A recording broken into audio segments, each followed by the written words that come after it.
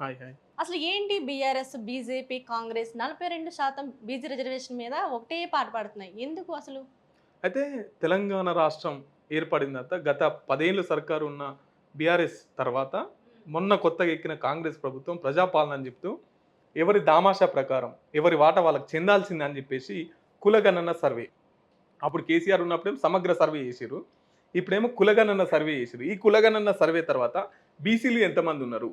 బీసీలు 56% ఉన్నారు. హ్మ్. బీసీలు 56% ఉన్నోళ్లకు వాళ్ళకి రిజర్వేషన్ వాళ్ళ కులాల ప్రకారం వాళ్ళ సామాజిక వర్గాల ప్రకారం వాళ్ళ వాటా వాళ్ళకి వెళ్ళాల్సిందే కదా. అవును. సో అందుకోసమని బీసీలు ఇంతమంది ఉన్నారు కాబట్టి బీసీలకు 42% విద్య, ఉద్యోగ, ఉపాధి, రాజకీయ రంగాల్లో వీళ్ళకు 42% రిజర్వేషన్ కల్పించాలని చెప్పేసి కాంగ్రెస్ ప్రభుత్వం చట్టం తీసుకొచ్చింది మన అసెంబ్లీలో. ఓకే. ఇది ఇప్పుడు ప్రస్తుతం సర్పంచ్ ఎలక్షన్లు ఉన్నాయి కదా, లోకల్ బాడీ ఎలక్షన్లలో వీటిని అమలు పరుస్తామని చెప్పేసి కాంగ్రెస్ ప్రభుత్వం మాట్లాడింది. అయితే ఇది మా విజయం అని చెప్పేసి ఎవరు? కవిత, కల్వకుంట్ల కవిత గారు మా జాగృతి యొక్క పోరాటం వల్లే వీళ్ళు ఇట్లా చేసినారు, మా జాగృతి పోరాటం వల్లనే కాంగ్రెస్ మెడలు వంచి మా జాగృతి సాధించింది అని చెప్పేసి కవిత గారు మాట్లాడుతున్నారు.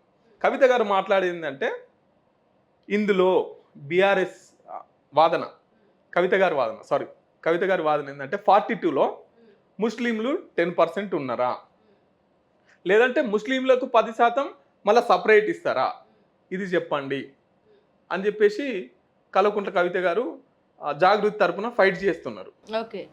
బీజేపీ ఉన్నది. బీజేపీ ఏమంటున్నారంటే మీరు నిజంగానే బీసీల పట్ల చిత్తశుద్ధి ఉన్నట్లయితే బీసీలకు ముఖ్యమంత్రి పదవి ఇవ్వండి. పొన్నం ప్రభాకర్ గారికి ఇస్తారా, మహేష్ కుమార్ గౌడ్కి ఇస్తారా? తర్వాత ముస్లిం ఏదైతే మైనార్టీ ఉన్నారో మైనార్టీలను కూడా బీసీలో కలిపితే మేము ఒప్పుకోము. ఓకే. ఇప్పుడు మైనార్టీ 10, ఇది బీసీలకు 35, 42 నుంచి 10 తీసేస్తే అంతే వస్తుంది కదా, 32 వస్తుంది కదా.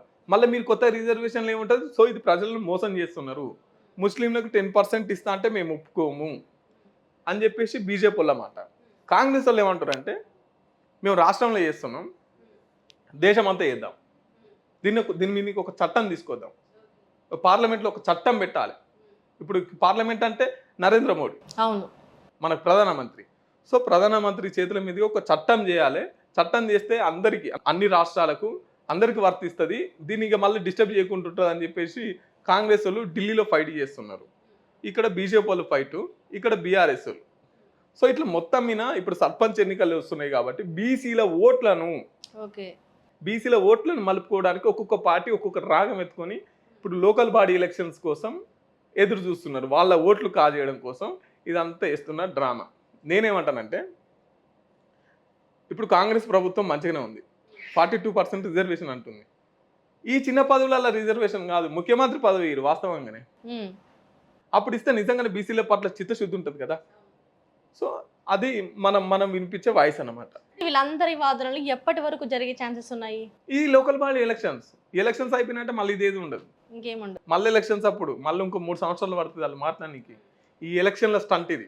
బీసీల ఓట్లు 52% ఉన్నాయి కాబట్టి వాళ్ళ ఓట్లన్నీ వీళ్ళ వైపు మలుపుకోవడం, ఏ పార్టీ స్టంట్, ఏ పార్టీ స్ట్రాటజిక్స్ ఆ పార్టీ ఉపయోగిస్తుంది. ఇలాంటి రాజకీయాలు అయినా దేశానికి ఉపయోగపడతాయి అసలు? అంటే నేనేమంటున్నంటే ఇప్పుడు హీరోలు ఉండాలి,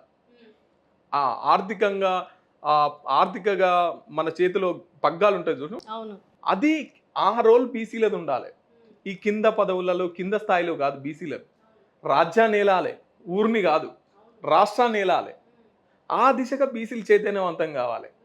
ముఖ్యమంత్రి ఆయన ఉంటాడు, జడ్పీటీసీ ఈయన ఉంటాడు, అవును, ముఖ్యమంత్రి చేతిలో ఎక్కువ పదం ఉంటుంది. మళ్ళీ ఆటోమేటిక్గా వాళ్ళ సామాజిక వర్గాలకే అభివృద్ధి జరిగితే వాళ్ళ సామాజిక వర్గాలే డెవలప్ అవుతాయి. సర్పంచ్ ఏం చేస్తాడు? ఏం చేయడు.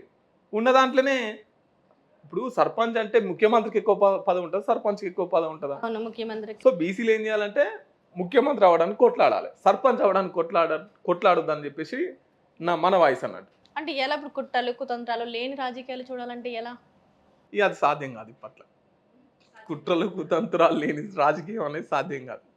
అది మళ్ళీ ఇక కమ్యూనిజం రావాలి, వాళ్ళతోనైతేనే మనకు సాధ్యం. Thank you Madhu. Thank you.